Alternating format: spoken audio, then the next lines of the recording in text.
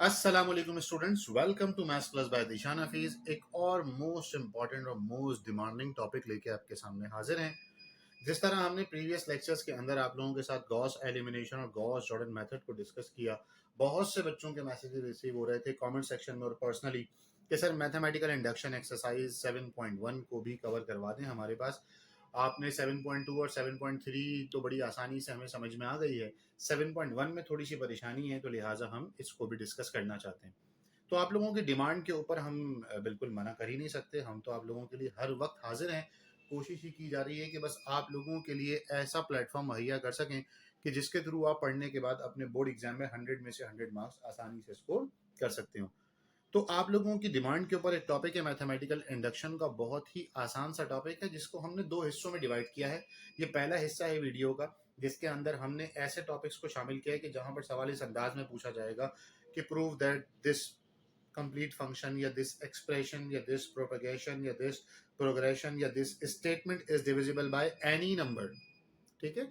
Second category में हमसे prove करवाई जाएगी पूरी की पूरी सीरीज, कि हमें प्रूव करके दिखाएं कि सीरीज में अगर हम कोई नई टर्म को इंडक्ट करते हैं तो हमारे पास सीरीज का नेचर किस हद तक चेंज होता है। तो क्वेश्चन नंबर 1 के बहुत सारे पार्ट्स हैं, 4-5 पार्ट जो कि बहुत इंपॉर्टेंट है। इंशाल्लाह हम इसी लेक्चर को कंटिन्यू करेंगे एक और पार्ट में, सेकंड वीडियो के अंदर, वहां पर हम डिस्कस करेंगे। अभी हम डिस्कस कर रहे हैं 2 से 3 बहुत इंपॉर्टेंट टॉपिक जो कि क्वेश्चन नंबर 2 से रिलेट करते हैं, जिसके लिए एक एग्जाम्पल हमारे सामने मौजूद है। उससे पहले जब भी कभी कोई मैथमेटिकल इंडक्शन का हमारे पास सवाल आएगा, कोई भी टॉपिक हो, तो हमारे पास उसको 3 स्टेप्स में वेरिफिकेशन करवानी होती है। ये समझ लें एक इसका टेस्ट हो रहा है वेरीफाई करवाने के लिए कि आप चेकिंग करते हैं कि जो स्टेटमेंट है वो हमारे पास दुरुस्त है भी या नहीं है। सबसे पहले जहां जहां पर फंक्शन के अंदर एन मौजूद होगा वहां वहां पर हम पुट करेंगे 1। फिर उसी फंक्शन में जहां जहां पर एन मौजूद होगा वहां वहां पर हम पुट करेंगे के। उसी फंक्शन में जहां जहां पर एन मौजूद होगा वहां वहां पर पुट कर देंगे k+1। ठीक है। सवाल आया हमारे पास, प्रूव दैट 2 की power 3n minus 7n minus का 1 इज डिविजिबल बाय 49। अब सवाल पढ़ते ही बड़ा अजीब सा ख्याल जहन में आता है, सर ये कैसे पॉसिबल है कि ये एक ऐसी टर्म है, ना ही 249 के टेबल में आता है ना ही 749 के टेबल में आता है, तो 49 से कि पूरा का पूरा डिविजिबल कैसे हो सकता है। तो जो हमारा स्टेप नंबर 1 है, n इज इक्वल टू 1, उसके लिए हम करते क्या है कि जब भी कभी इस गिवन स्टेटमेंट के अंदर हम 1 पुट कर देते हैं। ठीक है। अच्छा, ऐसा नहीं है कि हमेशा 1 ही पुट करेंगे। हो सकता है 1 से स्टेटमेंट प्रूफ नहीं हो रही होती तो हम 0 रखते, 0 से नहीं हो रही होती तो हम 2 रखते हैं, लेकिन ऐसे सवाल यूनिवर्सिटी में आगे जाकर आते हैं।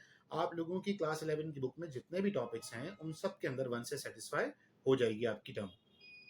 तो जहां जहां पर भी n है वहां वहां पर 1 पुट करना है। या तो ये पूरी की पूरी स्टेटमेंट 0 हो जाए, या तो एक ऐसा नंबर आ जाए जो कि 49 के टेबल में आता है। अब जहन में ये सवाल आएगा कि सर हर सवाल में 49 नहीं मेरा बच्चा। अगर यहाँ पे लिखा है डिविजिबल बाय 25, तो या तो 0 आएगा या तो 25 के टेबल का नंबर। 49 है तो या तो 0 आएगी स्टेटमेंट या तो 49 का टेबल। 64 है तो या तो 0 आएगा या तो स्टेटमेंट आएगी आपकी 64। तो हमने क्या किया, इस पूरे के पूरे फंक्शन में जहां जहां पर भी n लिखा हुआ है, जैसे 2 की पावर 3n और 7n, वहां वहां पर हमने पुट कर दिया है 1। तो ये हो गया 2 की पावर 3 इंटू 1 माइनस 7 इंटू 1। 2 की पावर 3 होता है 8, 7 1 7 माइनस 1 एज इट इज, ये हो गया 8 माइनस 8 इज 0। तो हमने लिख दिया भाई the given statement is true for n is equals to 1।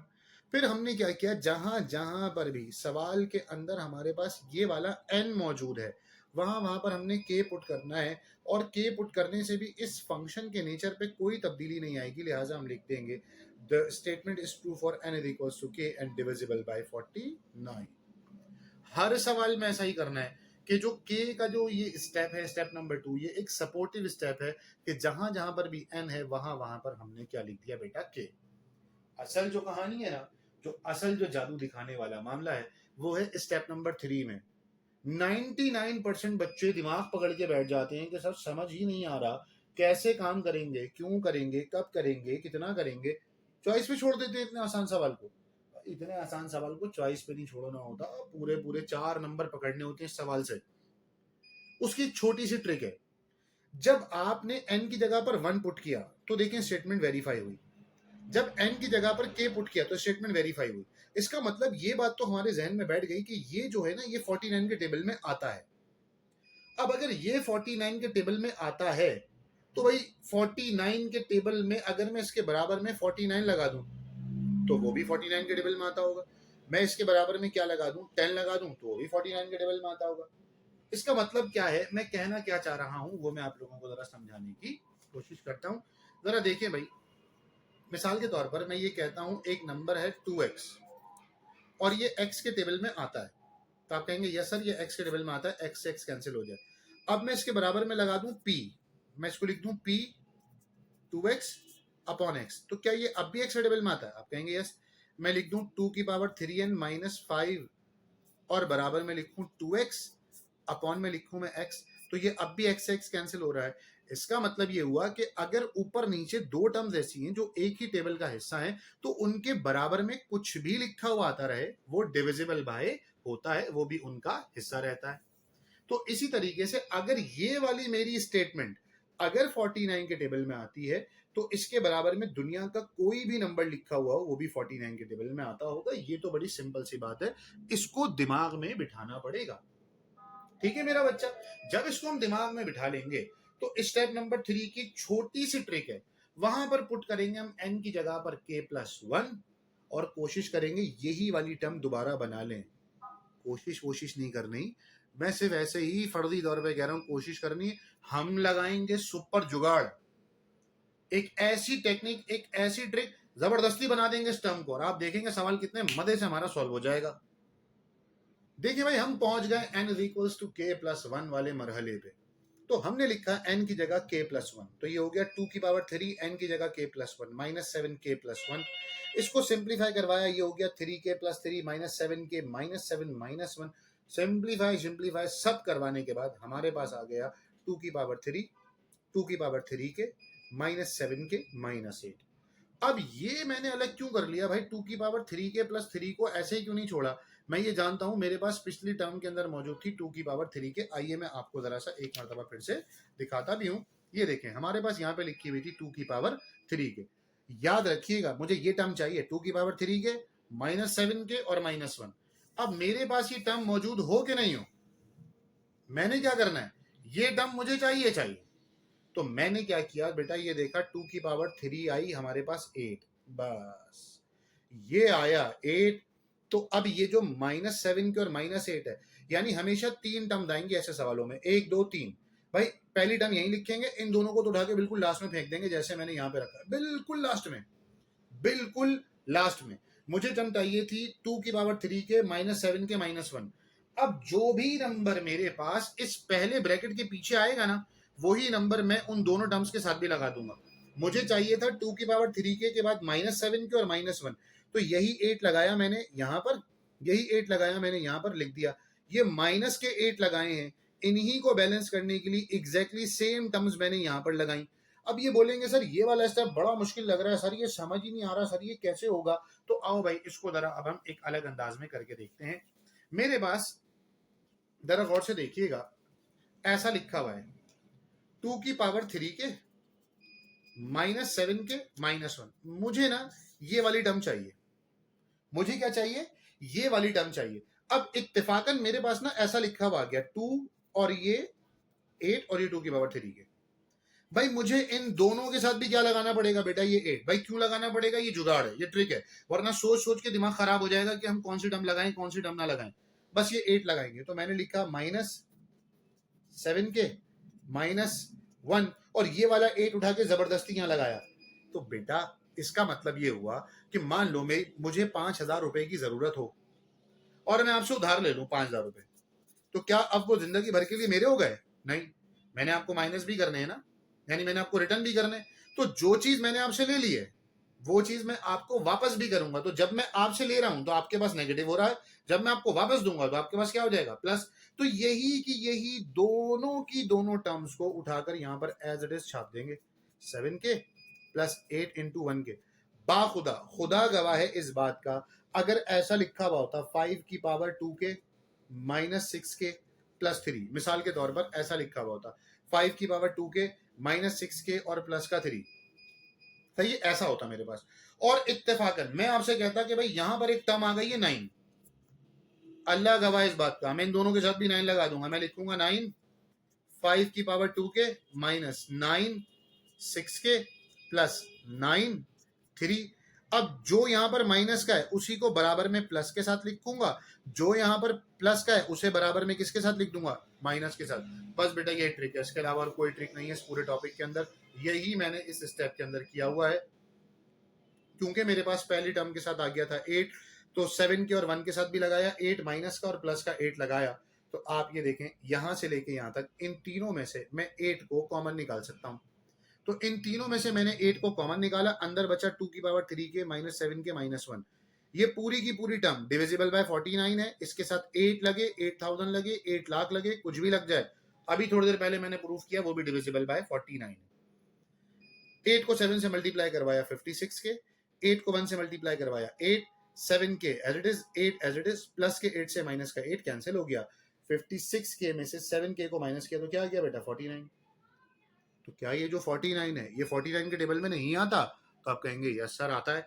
तो बेटा ये टर्म भी 49 के टेबल में आती है, ये टर्म भी 49 के टेबल में आती है। कहानी खत्म, पैसा हजम, सवाल खत्म हो गया हमारे पास। हम लिखेंगे the given statement is true for n is equals to k plus 1 and divisible by 49, hence the given statement is true for all positive values of n। रटा रटाया जुमला एग्जैक्टली उठाकर छाप देना बेटा पेपर के अंदर। कॉन्सेप्ट को अच्छा करने के लिए एक और सवाल कर रहे हैं और हमने नंबर भी चेंज नहीं किया। आपकी बुक का क्वेश्चन नंबर 2 है, उसका पहला पार्ट है डिविजिबल बाय 49। स्टेप नंबर 1, अब जरा तेजी से चलते हैं। देखो बेटा स्टेप नंबर 1 में जहां जहां पर n है वहां पे 1 पुट करना था। मैंने जहां जहां पर n है वहां 1 पुट किया, तो ये हो गया 3 1 3 प्लस 2 5, 28 इंटू 1 इज 28 माइनस 4, 2 की पावर 5 होता है 32। इन दोनों को भी मिलाएंगे 32, 32 माइनस 32 0। पहले स्टेप की कहानी खत्म। The given statement is true for n is equals to 1। यहां तक का मामला डन डन डन डन। उसके बाद आ गए भाई हम n is equals to k, जो कि हमारा सपोर्टिव स्टेप है। जबरदस्ती लिखते हैं क्योंकि नेचर चेंज नहीं होता। The statement is true for n is equals to k। तीसरा और मोस्ट इंपॉर्टेंट स्टेप हमने क्या लिखा भाई, step number 3 for n is equals to k plus 1। क्या यहां तक का मामला भी होगा डन? अरे यकीनी तौर पर होगा डन, टेंशन किस बात की है। किसका है ये तुमको इंतजार में हूं ना। देख लो इधर तो एक बार मैं हूं ना, जरा गौर से देखिएगा मेरे प्यारे बच्चों। मुझे चाहिए ये वाली टर्म भाई, ये लिखी हुई ऊपर बड़ी जादुई टर्म, ये मुझे ये चाहिए। अगले स्टेप में भी यही चाहिए। 2 की पावर 3 के प्लस 2 माइनस 28 के माइनस 4। तो मैंने क्या कहा भाई, पहली टर्म को रखेंगे, इन दोनों को उठा के तो लास्ट में फेंक देते हैं। तो मैंने k प्लस 1 पुट किया। जब मैंने n की जगह k प्लस 1 पुट किया तो मेरे पास आया 3k प्लस 3 प्लस 2। मुझे क्या चाहिए 3k प्लस 2। तो ये वाला जो 3 है ये एक्स्ट्रा है, इसको मैंने 2 की पावर 3 अलग कर दिया और बाकी को 2 की पावर 3 के प्लस 2 अलग कर दिया। ये हो गया 28 के minus 28 minus 4 is equal to 32। बेटा ये वाली जो दोनों टर्म्स है ना, मैंने आप लोगों को बताया कि ये जो दोनों टर्म्स हैं इसे उठाकर बिल्कुल लास्ट में शिफ्ट करा देंगे, बिल्कुल लास्ट में। ये क्या आया 2 की पावर 3 8, पहले नंबर के साथ 8 है तो मां कसम इन दोनों के साथ भी क्या लगाएंगे हम 8 लगा देंगे। यहां हमने इसके साथ 8 लगाया माइनस का, तो उसी को बैलेंस करने के लिए प्लस का भी क्या लगाया बेटा 8। फिर वही काम, तीन टर्म्स में से शुरू की 8 को कॉमन लिया। ये क्योंकि डिविजिबल बाय 49 है तो 8 से मल्टीप्लाई होके भी डिविजिबल बाय 49 होगा ही होगा। और फिर ये जो आगे की टर्म्स हैं इनको सिंप्लीफाई करते हैं। 8 को 28 से मल्टीप्लाई करवाया तो ये आ गया 224 के, 8 को 4 से मल्टीप्लाई करेंगे तो 32 माइनस 28 के, ऐसे ही माइनस 32 एज इट इज, 32 से 32 कैंसिल।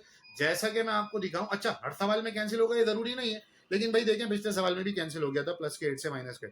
हर सवाल में कैंसिल नहीं होता। इसका जब पार्ट 2 आप लोग अभी थोड़ी देर में खुद से सॉल्व करेंगे, प्रैक्टिस करेंगे, बेटा उसमें कैंसिल नहीं होगा। ठीक है, इस 2 to 4k में से 28k को माइनस किया तो आया 196। 196 49 के टेबल में आता है। जब 196 से 49 को डिवाइड करवाएंगे तो बचेगा हमारे पास 4। ये भी डिविजिबल बाय 49, ये भी डिविजिबल बाय 49। वही स्टेटमेंट लिख देंगे हम, this statement is true for n is equals to k plus 1 and divisible by 49। This statement is true for all positive integral values of n। Question number 2 का part 2 आप try करेंगे। Part 3 तो बहुत ही छोटा सा है, वो तो एमसीक्यूज में आने के काबिल है, वो पेपर में आने के चांसेस ना होने के बराबर है, लेकिन आप ट्राई कर लीजिएगा। होपफुली क्या पता इतना आसान सवाल देके आप लोगों को बोनस दे दें। तो आप लोगों ने क्या करना है, सबसे पहले मेरी बात सुन लें बेटा। पहले स्टेप में n is equal to 1 put करेंगे, दूसरे में k पुट करेंगे, तीसरे में k प्लस 1 पुट करके हमारी पूरी की पूरी स्टेटमेंट सॉल्व करवा लेंगे। जब आप क्वेश्चन नंबर 2 का पार्ट 2 सॉल्व करेंगे ना, तो उसमें डिविजिबल बाय 49 नहीं है, उसमें है डिविजिबल बाय 64। तो जिस तरीके से इन सवालों में हमारे पास सॉल्व करने के बाद जो पहला स्टेप होता था ना, ये मैं आपको दिखाता हूं ये जो हमारे पास पहला स्टेप था, इसके अंदर आंसर क्या आ गया था भाई? 0। दूसरा पार्ट जो अभी हमने क्वेश्चन नंबर 2 का पहला पार्ट किया बेटा, उसके अंदर भी आंसर क्या आया? 0। लेकिन जब आप क्वेश्चन नंबर 2 का दूसरा पार्ट सॉल्व करेंगे ना, डिविजिबल बाय 64, तो वहां 0 नहीं आएगा, 64 आएगा। तो मैंने शुरू में ये बात कही, या तो 0 आएगा या तो ऐसा नंबर आएगा जो उसी टेबल से हो जिससे डिविजिबल हमें प्रूव करना है। तो 64 के टेबल में आता है। फिर आप 1 को सॉल्व करने के बाद के पुट करेंगे, के को सॉल्व करने के बाद आप क्या करेंगे भाई, उसकी जगह के प्लस 1 पुट कर देंगे और बड़ी आसानी से आपका ये मामला हो जाएगा। फिर से वही करेंगे जो कि हमने यहाँ पर किया, पहली टर्म को, बाकी जो 2 टर्म्स हमें बनानी होंगी उनके साथ भी यही वाली टर्म लगाएंगे माइनस के साथ, फिर लगाएंगे प्लस के साथ और सिंप्लीफाई करेंगे तो डिविजिबल बाय 64 भी वहां पर प्रूफ हो जाएगा। तो आप लोग क्वेश्चन नंबर 2 सॉल्व करें। अच्छा, अगर आप लोगों को इसके सॉल्यूशंस का पीडीएफ चाहिए होगा तो बेटा आप लोग मुझे कमेंट सेक्शन में बता सकते हैं, मैं आप लोगों से राब्ता करके आप लोगों को पीडीएफ सेंड कर दूंगा। जिंदगी रही और अल्लाह ने चाहा तो इंशाल्लाह आप लोगों के साथ एक और वीडियो लेक्चर लेकर सामने आएंगे। जब तक के लिए अपना अपने घर वालों का बहुत ज़्यादा ख्याल रखें, रोज़ाना प्रैक्टिस करें, मुझे मेरे घर वालों को अपनी ख़ास दुआ में याद रखें। अल्लाह हाफ़िज़ व नासिर।